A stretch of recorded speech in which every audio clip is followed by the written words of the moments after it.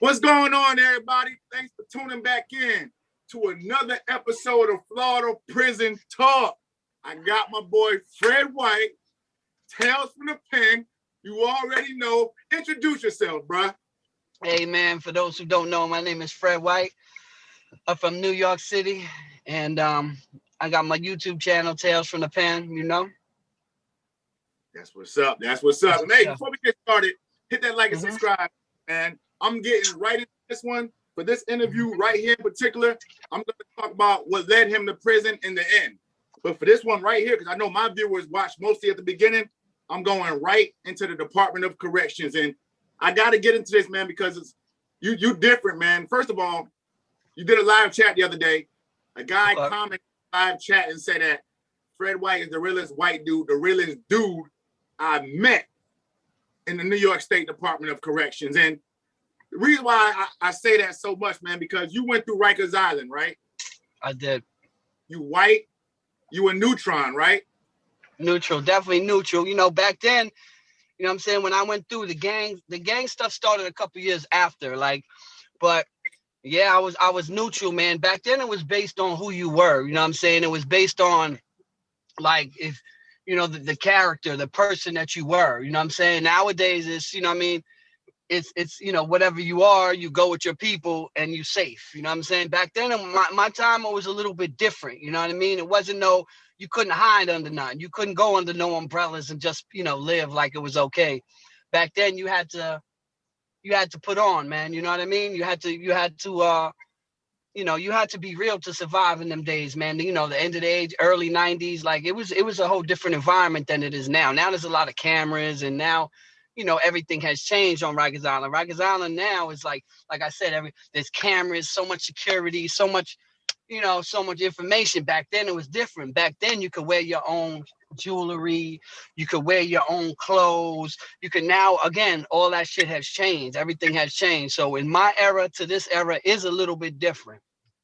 Okay. No, and you right. When you found out you was going to Rikers, what's going through your body at that time? Was you scared? Was you nervous? I'm gonna be honest with you. For sure. I was like, I went in, the judge said remand, you know, and I was originally charged with felony murder. You know, I had caught a few cases before that, a few attempt murders actually before that. My first case was 14. My next case was 15.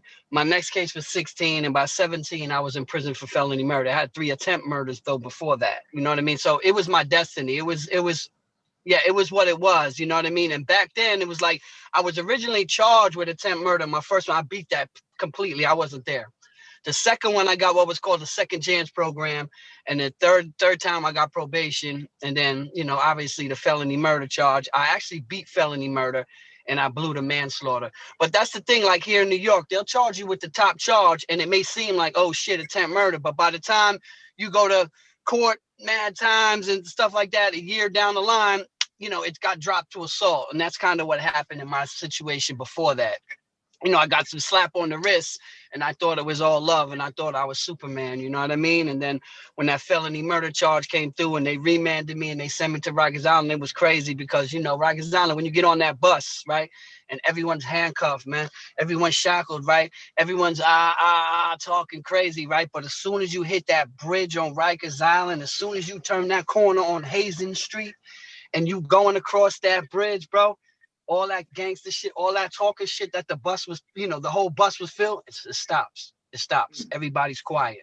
Everybody's quiet to come across that bridge because they know your life has changed and it's about to, you know, you about to be put in an environment that, you know, it's a jungle. You know what I mean? I always say that it's a world within a world. It's a jungle. And you know what I mean? Everybody heard about Rikers Island, but now, you know, coming across that bus, you know, again, it's not like that first time I took that route, but knowing that I have murder charges and there was no getting around, there was no bail, no nothing, like I'm not getting out of this. You know what I mean? It was an enlightening experience, bro. For sure. So you land, you know, and then yeah. I landed there, and to be honest with you, there wasn't too many white cats. Like, that's what you know, I mean, saying. Somebody that could, there wasn't too many that could help me, like, you know, like groom me or like, yo, this is the way it is. Because the reality is, and you know, a lot of people say this sometimes because I talk about it on my channel when I talk about the white dudes. I'm not talking about upstate prison. I'm talking about on Rikers Island when I was an adolescent. There wasn't any like, there wasn't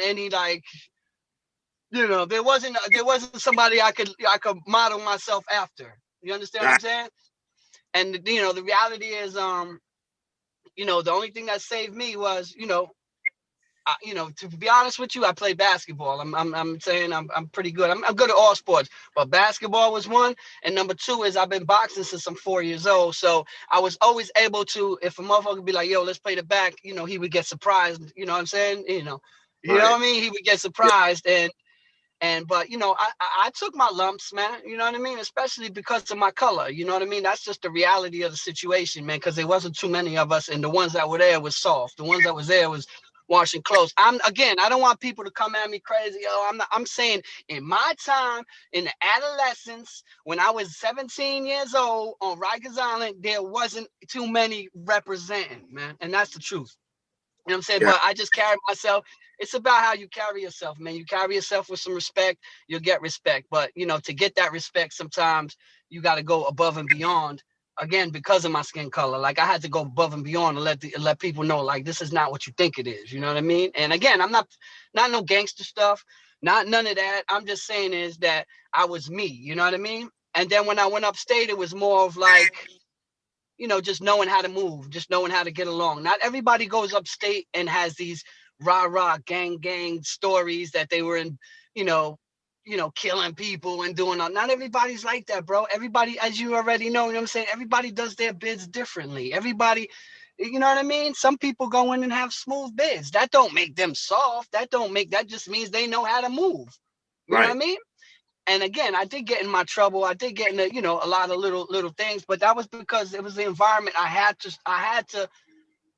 to live, man. You know what I mean? And at the end of the day, after 16 years in the penitentiary, I'm home. You know what I mean? No stab marks, no cut marks. I made it through. That's all. That I survived, man. I survived. I survived the jungle for sure. E.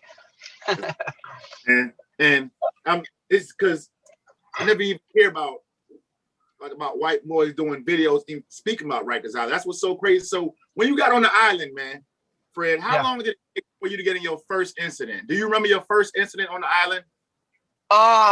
I got it. Well, when I got on Rikers Island, they put me in dorms, right?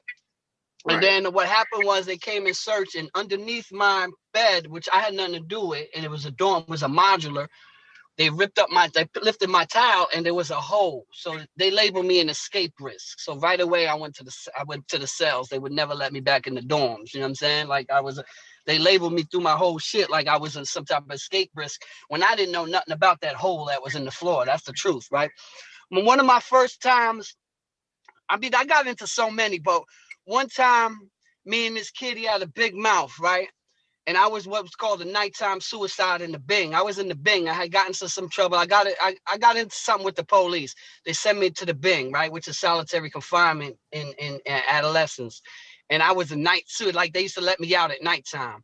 So now when you come out at nighttime, you're in solitary. So I used to use the phone and everything. You know what I'm saying? So, but if the dudes was making noise, the police would tell me, yo, get off the phone, go, you know what I'm saying? Like they have you on doja missions. And again, I was a teenager. So they have you on mission, like, yo, make sure he goes shut up. You know what I'm saying? Tell him to be quiet. You know what I'm saying? Or you can't stay on the phone type shit. So whatever, I threw something in this kid's face, right? And he made a lot of noise. He's from East New York, big mouth. He had a big mouth. Everybody knew who he was. He was a little, you know what I'm saying? A little troublemaker dude. But I already knew, you know what I'm saying? So the police asked me in the morning when he made a lot of noise, you know what I'm saying? Because I threw some shit in his face the night before, like, shut the fuck up, get off the gate, right? So the police was like, hey, listen, you want to fight him? I said, yeah, all right, boom.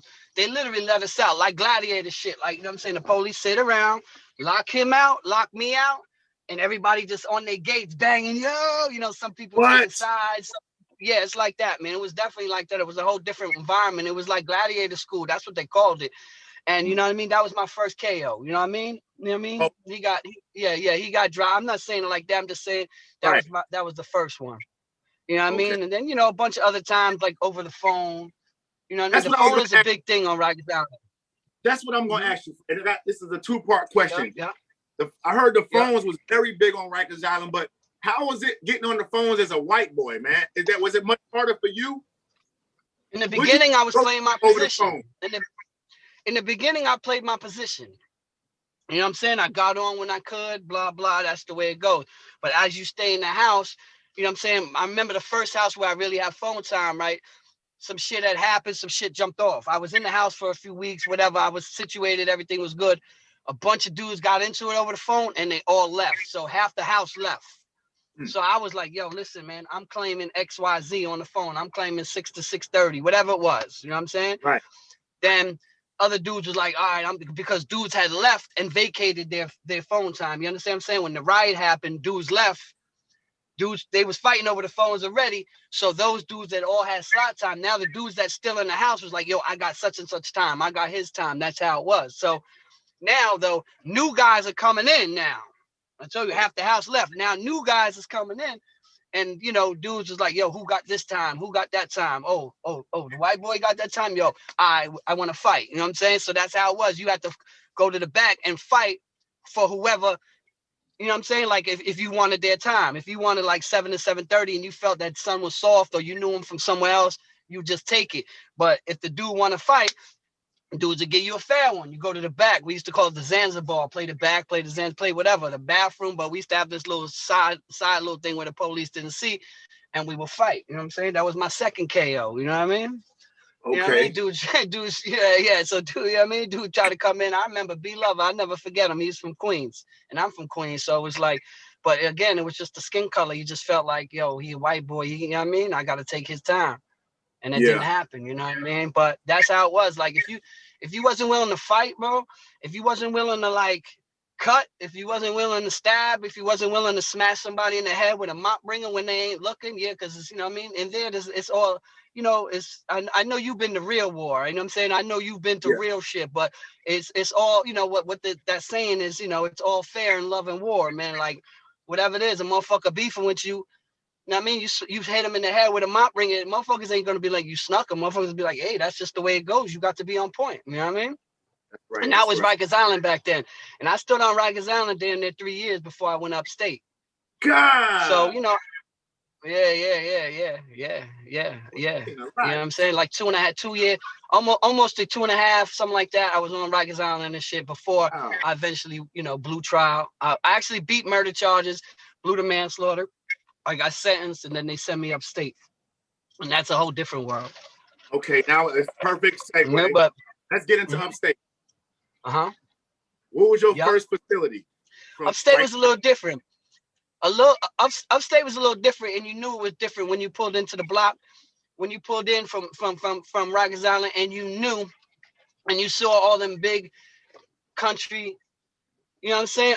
Wisconsin offensive linemen waiting for you. You know what I'm talking about? So they would be there with their big ass fucking batons and you see them lined up. And when you getting off, they letting you know, don't fucking look at me. Keep your fucking eyes. You know what I'm saying? You know what I mean? They trying to like, oh shit, they trying to let you know you ain't in Kansas anymore. You know what I'm talking about? So, you know, you know, when you go up there, that's the truth, fam. So, you know, when you go up there, you got to strip everything. You got to take everything that you have. You can't bring it with you. The only thing that you can have with you is you can have rosary beads, and you can have some pictures, and you can have your Bible. Okay.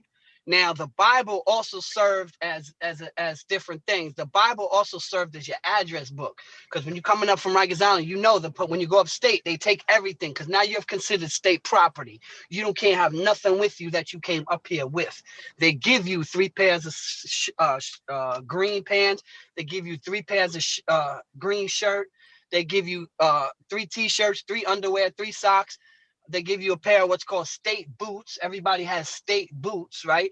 And then they give you a pair of Chucks, like the old Chuck Taylors. You know what I'm talking about? That's for the sneakers. Right. That's what they give you.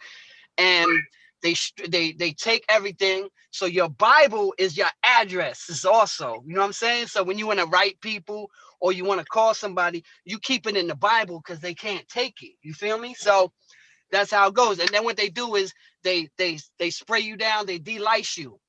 They spray you down. This was back then. They de-lice you, make sure you got nothing. They shave all your hair off your head. They shave you bald. You know what I mean? And then they give you clothes, and that's it. Now you're officially, and they give you what's called an ID number, which is how you will be identified for the rest of your bid. You are no longer a name. You get branded like a cow. You are strictly a number now. That's a fact. You know what I'm saying? So, you know, then what is called is downstate. I went to a downstate, which is a reception center. So there's all types of people. You know what I'm saying? There's people who have 1 year. There's people who have 10 years. There's people who have 60 years. We're all together, and they classify you. You're going to a max. You're going to a medium. You're going to a minimum. You know what I'm saying? That's how it was. That's the reception center. You know what I mean? And they take everything, like I said. You get a number, and then they classify me. I was maximum security, of course, and then they sent me to Coxsackie, which was the worst prison, and probably still is, in the state of New York. Coxsackie is a bit different. Coxsackie was all adolescent mostly. So, you know, the adolescents, their emotions is wild. They crazy. They got 50 years. You got 16, 17, 18-year-old kids who got 75 years who don't give a fuck about you. You know what I'm talking about? Yeah, they don't care. So they trying to get reps, and they stabbing, and they cutting, and they doing crazy shit. And this is what was Coxsackie. Like, everyone used to tell me, Fred, just, you know, you'll be all right if you don't go to Coxsackie. You don't go to Coxsackie. And that's my first spot, Coxsackie. You know what I'm talking about? But I was good. Again, I played ball. So, I mean, it may sound crazy, but sports helped me through my bid, bro. Like, real shit. Like, sports helped me, period, because I was nice at everything. I get on the court. I'm the point guard. Like, it's just the way it goes. You know what I mean? So I was always, you know, any jail I went to, after a few jails, like, as soon as I pull up, motherfuckers like, yo, Fred, yo, you playing with me? You know what I'm talking about? Like, but I want to barely get off the bus already. Motherfuckers are like, yo, you playing with me? You playing with me? And that's how my reputation was. And, you know, and I got through. I was just smooth. Again, not everybody does all this crazy shit. Yes, I cut people. Yes, I did that. But that was because I, like, protect myself. You know what I'm saying? Like, my first cut. And I know you're going to. Mm-hmm. Yeah. You just said you cut people. Can you speak on that incident? Yeah. I know the viewers want to hear it. I mean, no, I mean, there was numerous times, but the first time was in Coxsackie. Oh yeah, on Rikers Island, I cut a lot of people. Yeah, Rikers Island was different. Rikers Island, I'm saying, we talking upstate. That's what you asking. I'm talking about upstate. Yeah, I cut a few people. Rikers Island too. I got mad stories about that too. Rikers Island, I remember my first cutting was I had the Doc Martin shoes, bro. All right. Okay. I don't know if you ever seen the Bobby Brown video. Every little step I take. Yes, and you see Bobby dancing with the Doc Martens on. The Doc Martens was the shit, bro. So what happened was I went to C95, right? I mean, I turned adult. I went to C95, right? And I came from adolescence, which is wild. But I'm saying this is one of my worst cuttings. This is not my first one. But so what happened was this kid, I'll never forget, his name is Arnold, right? He was playing, you know, what's up, you know, try to play me close. How you doing? You know what I mean? He tried to befriend a motherfucker, right? So what happened was and now motherfuckers on Rikers Island or whatever will understand what I'm about to say. When I got there, he had already had Bing time over his head. The Bing solitary confinement was full at the time. So you may have 90 days over your head, and as soon as there's a spot open, you may be in population for a month, 2 months, and when they feel like taking you, they'll put you in the box for those 90 days. They're over your head. They're there. They're ready for you, okay? Yeah. So son was there with me for like a week and change. You know what I mean? He seemed like a cool dude or whatever. He had Bing time. He went to the Bing. Okay. He had like 60 days over his head, whatever. He went to the Bing. So when he left, dudes was telling me, yo, you know, son was scheming on your shoes when you first came in. I was like, what? Like, he ain't make no advances. He ain't never take nothing. Like, no, it wasn't like that. He was just, motherfuckers was telling me, you know, son was, you know, and I was there for a while. You know, you get cool with a motherfucker, and motherfuckers be like, yo, you know what I'm saying? That dude was no good. He was scheming on your shit. I'm like, what? So why he ain't moved then? Like, why he ain't, you know, that's me right now. What? Like, what you talking about? You know what I mean? Like, So I was like, I bet. And I don't even know it's true, but that's how it is in the penitentiary, man. A rumor could get you killed, man. So it just so happened after he finished his Bing time, 60 days, whatever, a couple months, he came back to the same house. I'm well established there already. Well established, okay? Now, when he came in, I was like, oh, I got to get him. You know what I'm saying? Just on the strength that he acted like it was like, oh, what's up, man? How's everything? But I know dudes already had told me when I first came through, he was scheming. Now, again, he ain't do nothing, bro. Again, it could have just been a rumor. You see what I'm saying? Right. But just the fact that I said that motherfuckers told me that he was scheming on me, you know what I mean? I had to, you know, I did something nasty to him. You know, that's just the way it goes, man. And again, that's not on no gangster shit. That's not on no glorifying shit. That's the prison shit. That's prison talk when I'm talking. I'm not talking none of that. You know what I mean? Like, this was when I was a kid, man. But Upstate, now that was one of my worst ones on Rikers. Upstate. Go ahead. Right here. So you say you had to do it to him. So what'd you have to do him? We went to the we were talking in the back and shit, and he was just walking. I just ran up on him, and whop, I gave him that thing. And again, it could have even been a rumor, but just the fact that certain motherfuckers that I was cool with told me, yo, he was scheming. That's enough. That's just the way it is. Because if I don't handle that, the next motherfucker gonna be like, oh, I could do it too, or I could scheme on him too. Nah, you're not scheming on me. It's a bit different here. You know what I'm saying? It's a little bit different. And so it's the same type thing upstate. You know what I'm saying? Like what happened upstate was, I remember, man, I was doing good too, man. I was in college and everything, man. And dudes, my neighbor hit my wall. Boom, boom, boom. I'm like, what's up? He like, yo, this such and such tried to get in your cell. I'm like, what? This was upstate now. Now I'm upstate. I'm like, in Coxsackie. I'm like, what you mean try to get in my cell? What happened was, when you're coming back from program, the police is at the thing opening the cells. You just shout the number out. Yo, open 13. And he'll open it. Open 15, bang. And as you going past, I'll never forget, I was in 13 cell. So what son tried to do when I was in college, he came back from program, he told the police, open 13 cell. Like he was by the cell, yo, open it. And that's not his cell, that's my fucking cell. You feel me? So then the kid next door, Jamel, I'll never forget him, salute to Jamel. Jamel was like, yo, he told me on the light. He's like, yo, play the light. Now the light, when our cells are connected, our lights are connected so we could talk a little bit through the light where everybody else really can't hear us. You see what I'm saying? You with me? Yes, sir. His light on his side is connected. You know what I'm saying? So it was like, yo. And he was like, yo, the dude Sin was trying to get in your cell, blah, blah, blah. I was like, what? You know what I'm saying? Then I looked at the dude across. I was like, yo, son trying to get in my cell. He was like, I was like, all right, say no more. You know what I mean? I'll never forget. I was in A3 13 cell, man.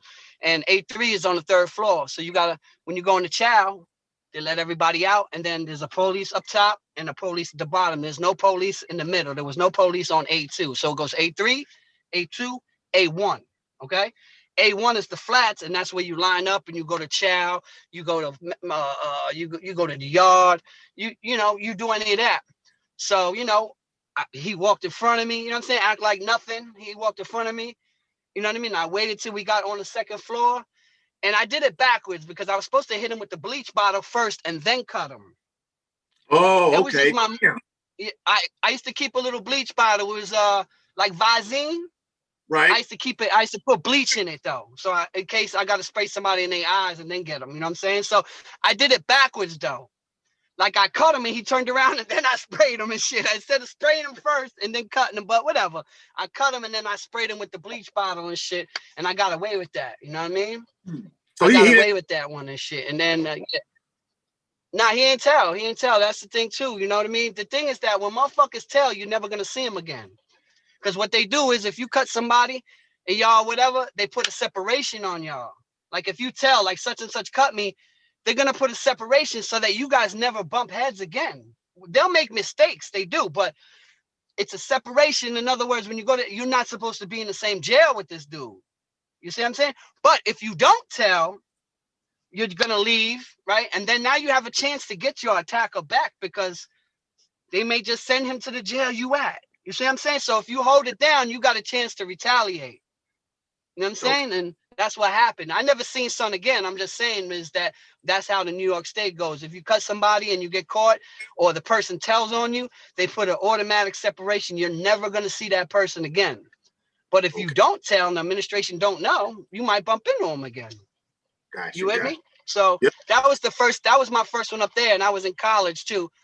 You know what I mean? I would never forget that shit. I was trying to do good. You know what I mean? And then I got into something else in the movie house. My man cut somebody and the blood got on me. They blamed me. I did 90 days. Like, it was just, my point to you is that, like, it's a war zone, man. Huh? That's what you go back. Go back. You say your man cut somebody in the movie house? Yeah, we used to have what's called a movie house in Coxsackie. Anybody who's been to Coxsackie in the mid and late 90s and after don't know nothing about this movie house because we shut it down. We were the last people ever to go in that movie house. Like, they used to have movies where they used to play like a movie once a week for the population. And my little man had gotten into something with somebody on a handball court. The kid was talking crazy or something. I don't really remember what happened, but it was something about the handball court. I do remember that. I didn't play handball. He did. You know what I'm saying? And he was like, yo, this is the kid that was talking shit. And he, you know what I mean? And he happened to just be sitting. It's just, sometimes it's divine. You know what I mean? Like, I just can't, like, he just so happened that all this auditorium, son was sitting right in front of us. You know what I mean? And my little man hit him, whop. And, you know, son jumped up and shit went down and blood was all on me. And people were saying that he passed me the knife. He passed me the razor, and he didn't. But they snatched me up for that too. You know, they snatched both of us up, you know what I mean? And that's how it goes, man. And they gave me, like, back then it was only like 90 days at that time. Okay. As it progressed, you know, I also did a year for cutting somebody. I did almost 18 months for cutting somebody. That was the progression. In the beginning of the time, though, it was like 60 days, 90 days. You weren't getting that much time. Then they started giving out new charges, and they started giving you, you know what I mean, years in the box. You know, the game changed, but, you know, that was the progression. Later on, like right now, you cut somebody, you're going to get a year, 2 years of solitary confinement. You're going to get taken out to whatever county, wherever the upstate prison is, you're going to go to their county courthouse, and you're going to get recharged with attempted murder now. You know, so they're giving out new charges. You see what I'm saying? So you may go in with 2 years, and, you know, I know somebody who had a 1 to 3 and is there for the rest of his life. Wow. Because of new charges. Yeah, this is facts. And the thing is that any of your New York watchers, they're going to verify everything that I'm saying, and they understand. And this, you know what I mean? You know, again, I don't come on here glorifying shit. I'm not here for that. I don't come on here talking crazy like I was this gangster. You're asking me these questions, though, about shit I did, and this is conversation we having. But I'm not proud of the shit I did. But at the same time, it's stuff that I had to do. You know what I'm saying? It's stuff that unless you in that world, you wouldn't really understand, not you per se, but just period. Like, sometimes even the peer pressure, or, you know, assuming people are doing something, or rumors could get people just destroyed, man. That's real shit. Listen, what incident led you to do 18 months in the box? That's a long time. Well, another rumor. See what I'm saying? Another rumor. I didn't start with 18 on that, though. I only started with a year on that, and I ended up doing 18 months. But what happened was, my boy got into it with somebody, and the kid told him, go get your gun. Now, in the penitentiary in New York, it's not real guns, people, for the people who watching all over. When we say gun, we mean your knife. Go get your gun means go get your knife, right? So the dude told my boy, I wasn't even in his house. Now I'm in the whole other side of the fucking jail. And he tell my man, go get your knife. My boy is thorough, though, like thorough. So what happened was, he thought my boy was playing. My boy went and really got his knife. Don't play like that. Don't say like that. Don't talk like that. This was in the medium security. So the kid that said, go get your gun, was walking with another kid. My boy threw both of them in the bathroom, pushed both of them in, and closed the bathroom door, and went to work on the kid that was saying, get your gun. He started hitting him. Bang, bang, bang. The other kid ran out the bathroom. Okay? But by the time it got to me, it was that them two tried to jump him. I didn't get a chance to get a kite from my man yet. I just react right away. I didn't wait. Like, if I'd have waited a day, he'd have hit me. Yo, this is the incident. This is what happened. Right? So when he started hitting the kid, the other one ran out the bathroom. Okay? So he didn't try to jump my man, but the dudes in the house came and told me, yo, they tried to jump such and such. He got one of them, but the other kid was out roaming population. Okay. And again, he couldn't, you know what I mean? I couldn't let that happen. You know what I'm saying? So I had a brand new rug cutter. It was brand new. Not even the little square ones, like the rug cutter, like the, you know what I mean? Like it's Baum, it's the diamond-ish ones. Yes, sir. And I had set it up where I seen the kid was there, and he was with like 4 or 5 of his dudes. And I had it set up where after I do it, I was supposed to pass it to my man, Steve, right? I was supposed to pass it to Steve-O, pass the burner to Steve-O. So at least if I get caught, I don't get caught with the weapon as well. You see what I'm saying? Yes. Because you don't want to get caught with the weapon too. Okay? All right? You may get the charge, but the weapons charge is another charge. Okay? Okay. So what happened was son was standing there with his boys, and I walked right up on him, man. Like I literally walked right up on him, like, shh. And the dudes ain't like, they thought I was joking, or like they must have thought, you know what I mean, whatever. So I just ran up on him, whop, got him. He dipped into the waist shack. When I turned around to pass it to my boy Steve-O, he panicked, bro. He froze, like he's shocked. Understand this? Dude was, spurting, and literally, the dude I was supposed to pass it to, literally was like this, bro. I'm like, yo, here. He's just staring at me. Wow. I'm like, yo, Steve.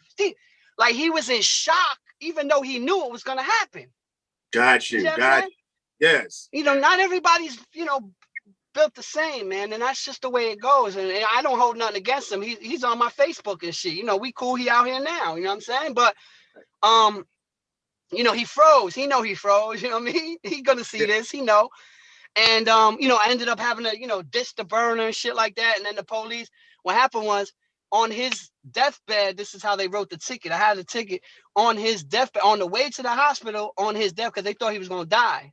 I just missed the jugular, right? Yeah, all the way around. I did something nasty to his face, right? And the thing is that on the way to the hospital, he told the police it was me. You know what I'm saying? He told them it was me. They came and got me, snatched me up, put me in the box. Then that night, the state police came in. Wow. The state police, they tried to they wanted to charge me. When I walked in the room, I seen it on a piece of paper. They got my name. This is how the tactics they used though, but I already knew. And they had my name right there in big letters on like a notepad, and they had the words attempted murder below it, right? So I see it. So they trying to scare you into, you know what I mean? This is what they do. This is some of their taxes. And they was 2 white dudes and shit.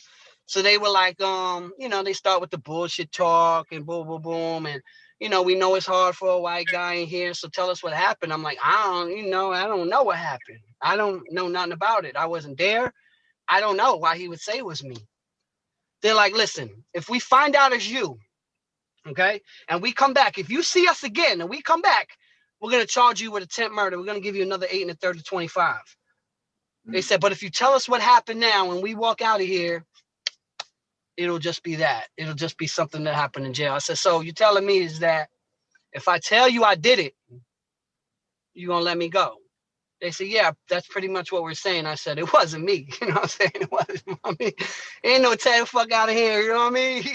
You run that bullshit on somebody else. You see what I'm saying? At that time, I'd already had like 12 years in at that time. So it was like I was well seasoned at the time to their games and the games, they play. I said, man, it wasn't me. It doesn't, you know what I mean? I don't know what. I don't know how. And that's how I caught that, man.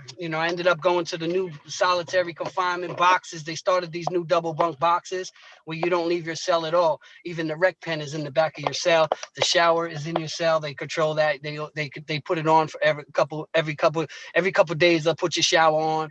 You know what I mean? It's in the cell. They press a button. You know what I mean? So I don't want us to think like we have a shower in a cell. Nah, we couldn't use it. It's just there for when they turned it on. You know what I'm saying?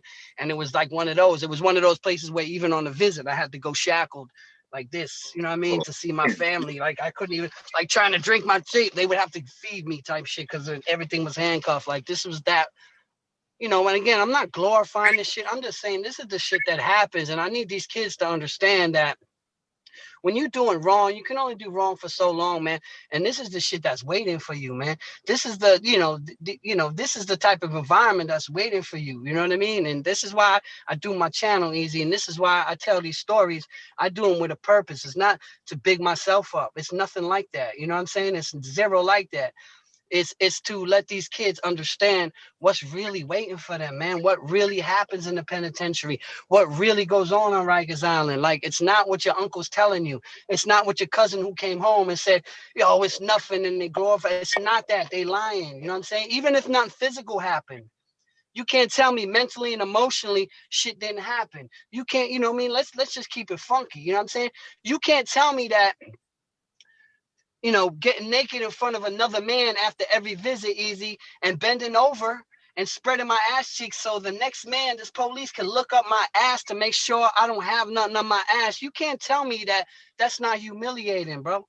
You can't tell me that that did nothing to your psyche as a fucking grown man, bro. That we got to get fucking naked and lift my balls. I got to show him my asshole. Let's talk about that. Let's talk about those type things. You know what I mean? To the uncles and cousins that's coming home acting like that shit is nothing. They lying, bro. And that's the shit I be saying. And that's the shit I'm talking about. Like, if you're not going to tell the truth, then, you know, get off the internet. That's right. That's right. That's right. Yep. And I got one more question about Rikers, man. I have to ask you because I'm trying to see how'd you make that transition? Because you said when you got there, you had some knockouts, you was fighting. When did it come a point you say, okay, I need to get me a knife now for your first cutting? What made you get a knife for your first cutting? Like, let's speak about the my first cutting I actually did was with a cigarette filter. What? You know what I'm saying? Yeah, the cigarette filters. I've shown it on my channel a few times where you take the cigarette filter and you burn it. Now, if you take the cigarette filter out, you know, the top part right here, right? You take the filter part out, right? And you can either do it, melt it sideways. You put a little fire on it, and then you stomp it out, and all of a sudden it becomes sharp. Okay. You see what I'm saying? So my first cut, I remember someone was sitting in front of the TV. I don't even remember really what it was about, but you know, I cut him with that. It was just more of a scratch, you know what I'm saying? But it was just letting people know that I will fight. You know what I'm saying? I will stand 10 toes down, whatever it is. I will, you know, do what I have to do. You know what I'm saying? I'm facing life in prison. I'm facing felony murder charges. So there's no taking shorts. Like, this is my life. I'm thinking I'm here for the rest of my life. Like, you're not, you know what I'm saying? I'm not going to be a victim. That's just the way it is. You know what I'm saying? That's why you see nobody's come on the internet and said, I know Fred and this, that. Nobody's ever, not one person. You know what I'm saying? Anybody that's ever said anything, not one person. Only if anybody's ever said anything, they never met me in their life and they assumed, oh, he a white boy. He can't be telling the truth. That's it. Not one person. You see, even the people I interview, you know what I'm saying? I know all of them. News all in the mountains, and everyone will say the same thing.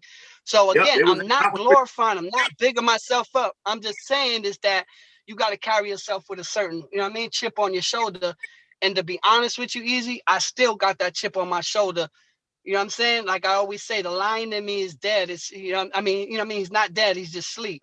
It's the chip will always be on my shoulder because I grew up with different morals and standards. Like when I was trying to, you know, when I should have been in 11th grade doing science projects, I'm learning how to carry razors in my mouth.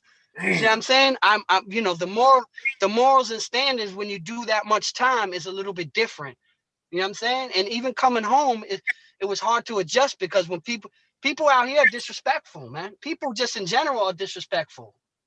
And sometimes it's like weird for me because I'm like, yo, if this dude was there, I would have stabbed him in his neck or something. You know what I'm saying? He don't even, and I'm like, man, I got to get out of that mentality. I'm not in prison anymore. But when you do so much time, man, you know, the nightmares are there, like the reflections are there, like everything is still there, Easy. And this is the shit that I'm saying when I'm saying, let's talk about that. You know what I'm saying? Let's talk about all the mental stuff that goes on after that. Let's talk about me all these years later, not still being able to sleep at night because I'm hearing nightmares, bro.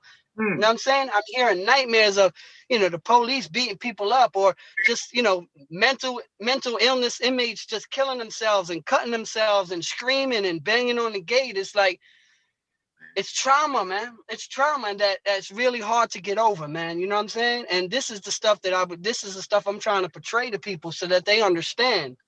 You know what I'm saying? You can make mistakes when you're younger. That's going to affect you for the rest of your fucking life, man. That's real shit, bro. That's right. And hey, this is Fred White, Tales from the Pen, man. Hit that like and subscribe button, man. Listen, let me ask you this question. being that upstate prisons, most of the guards and stuff are like white redneckish, right? How did they treat very you? much so. How did they treat you being They didn't white? like me. They didn't like me. Okay.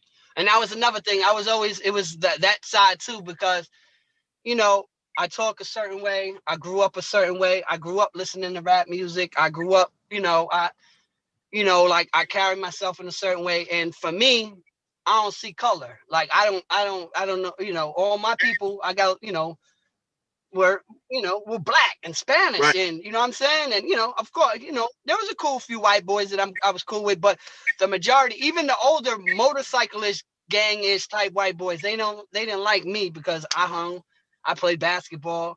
You know what I'm saying? I hung out with certain people, you know what I'm saying? Right. So the police, they didn't like me at all. I even had dreads at one time. You can go on my Instagram and see me shaking around the floor. I had dreads at one time. That was really some shit. The police were, so anytime something or search or coming through, I'm getting picked. Okay, I'm getting picked. We're going through the line and they're picking 6 people for the magnometer. I'm one of them, definitely. Like, I know this, you know what I'm saying? Because they just didn't like me. And, that's just the way it is. But again, I was always myself. You know what I mean? I never wavered. Nobody ever, no one could ever say they robbed me. No one ever could say they did anything to me. No one could ever, I always stood firm, man. And, even with the police, man, I got it on several times with the police, man. They fucked me in. They broke my ribs. Serious? Left me in the cell. Yeah, they broke my ribs, left me in the cell handcuffed, you know what I'm saying? With my face buried down in the floor, fucked me up, broke my ribs, all types of shit. Yeah. Yeah, but again, this is the shit that happens when you put yourself in these situations. You understand what I'm saying? Yes. Again, no glorification. It is what it is. I'm telling you, I got fucked up. You know what I'm saying? I'm not saying that I put work in on. They fucked me up. There's 1,000 of them. You can't beat them. You may smack 1 or 2 of them, but you can rest assured that 100 are coming, and it might be different for you. It might, might end different for you. Then, you know what I mean? You might die, because that's the thing. They'll kill you up there, and then they'll just say you assaulted them, and guess what? Nothing's going to happen. Zero's going to happen to them. They're going to go on with their life, and they done killed you. And it's happened numerous times, East. You know what I'm saying? It's happened numerous times where dudes cross the line with the police, and next thing you know, it's like, oh shit, he died. Oh, he hung himself. Oh, he did this. One dude I knew, I always tell this story. One dude I knew, they said, check this out, he was bald, bro. They said that he was doing push-ups off his toilet, right, with his legs on the toilet and his feet and his hands were on the floor, right? You get that angle, right, to get that different part of your chest. Are you with me? They saying that son was washing his hair, and he slipped doing push-ups and broke his neck. Now, come on, man. You know what I mean? And nothing happened. Like, it's just, this is what happens. They'll bury you, and then you just be off the count. They take you off the count. That means if there was 2,300 inmates, now there's 2,299. You off the count. You know what I'm saying? And they'll kill you, and there's no real repercussions behind it, man. Damn. This is facts, man. And this is crazy. Yeah. Mm-hmm.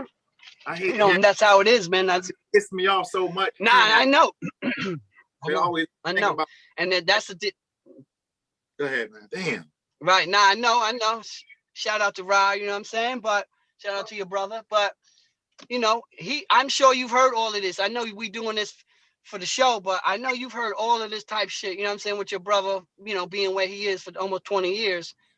So I know some of this I know you've heard, but it's still, when you keep hearing it again, it's like, wow, it's true, man. It's horrible. It's disgusting. It's, you may lose your life again. You may go in with a year and never come home, man. Either you may die or you're gonna keep catching new charges. Like, that's just how it goes, bro. But again, when you put yourself in those situations, bro, when you put yourself in that lifestyle, when you're living a certain lifestyle, you gotta expect certain things. You see what I'm saying? Yes, sir. So, like, that's why I say to these kids, when they running around doing all this crazy shit, understand that there's a flip side to that coin, man. And when they get you, and when they put your ass under the jail, it's too late to cry, man. It's too late. All right. This last question, part 1, because I'm a big fan. Before I even had my page, a big fan of Tales from the Pen. I was watching him when he was doing the video, sitting on the porch and everything. I've seen the transition, but I have to ask you this last segue question. I remember seeing one of your videos. You said you was locked up with Homo. right? Yeah, Homo, that's my man. Homo is the dude that supposedly shot 50 Cent. Remember in the song he say, Homo shot me, 3 weeks later he got shot down. That's who we talking now about. Now it's clear that I'm here for a real reason. Because he got hit like I got hit, but he ain't fucking breathing. Yeah. Okay. Homo, I guess that's short for homicide. That's his nickname. My question to you is, because people, my brother would say this, people be killers in the streets and stuff. They'll bust their gun all day in the streets. They get it in the streets. And when they get to prison, they're not doing none of that. Was Homo, was he that same way? Was he bust? Yes. An emphatic yes. You know what I'm saying? He was wherever he went. Like when as soon as he touched down before he get in, motherfuckers is like, oh shit, Homo here. Yes. And he wasn't even that big, you know what I'm saying? But Homo was a killer, man. That was my guy, man. You know, he got killed on Quincy and Marcy. You know, some rats killed him and stuff, but whatever, you know. But he put it in the streets. You got a story I got one story, man. Him and my man. Okay, go ahead. About Homo in prison. Yeah, that was my boy. So Homo,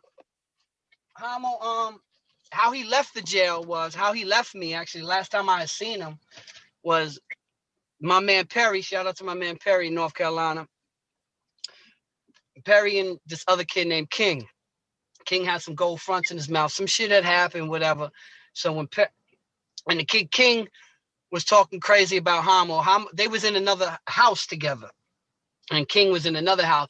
But when he came to the new house, he was talking about Homo in the other house. Like Homo, you know, he thinks he's a bully. He thinks he's a gangster. He's, you know what I'm saying? Like talking crazy. So something had happened with Perry and the kid King. And when Perry told him, come in the bathroom. Perry rocked him. Bang! Literally, his gold tooth fell out. Right? And then all of a sudden, in the bathroom, Homo was inside the toilet stall. Homo was standing on the toilet stall, so it made it seem like nobody was in there. And as soon as Perry rocked him, bum, Homo kicked open the door. Like, motherfucker was like, oh, shit, where this motherfucker? And Homo had the banger on him and hit some. Boom, boom, hit son all in his chest, all in his back, chase son all about the fucking... And Homo wasn't even in this house. He wasn't in this house. He snuck into the house just to get this dude. You know what I'm saying? So that's the last time I saw Homo, man. Then Homo came home. And Homo, apparently was doing what he was doing, and there was a lot of killing going back and forth with certain crews. You know what I mean? I can't really get too deep, but it was a lot of killings going on, and Homo got caught up in that. And they, some dudes he knew. You know what I'm saying? They called him to a certain place. Supposedly a chick set him up, and when he was like, "Oh shit," and they told him, "Yo," and when he leaned in the window, they hit him. Bam, bam, bam. And he knew the dudes. It was just a lot of drama, you know what I'm saying? It was, it had to do with like Little Kim's boyfriend and things like that at that time. And it was just a lot of, back and forth between gangs that all knew each other. You know what I'm saying? They all knew each other. It was just, it was this one killed this one killed that one. All right, you did that, I'm gonna kill him, I'm gonna kill his brother. Like, it was just a war in Brooklyn at the time. Same shit that's going on now. It's just I don't know the names, you know what I mean? But yeah, Homo, yeah. You ask about Homo. Homo was official, bro. In jail, out of jail. Everybody who knew Homo knows and understand. In fact, on Rikers Island back in the days, they used to call him Mr. President. Just saying. Dang. Yeah. Hey, all the prison talk, Tales from the Pen. You got anything before we shut down part 1? You got anything to say to the viewers?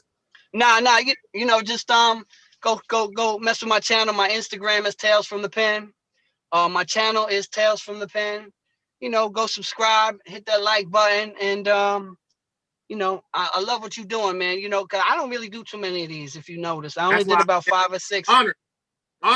I only did about 5 or 6 interviews, period, because a period with certain people. And I get, dudes come at me every day, hit my DM every day. You're like, yo, what's up? I want to do. But I only pick and choose. I like what you're doing. I like that you don't glorify this shit. I like that you trying to, you know what I mean? Put some messages out there.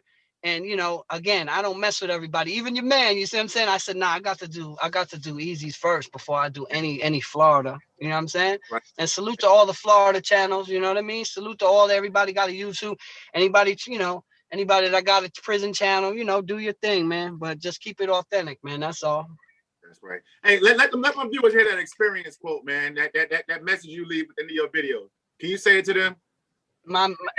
I could say it, man. Here it goes, man. Experience is the greatest teacher, but somebody else's experience could be just as valuable if you pay attention and listen, man.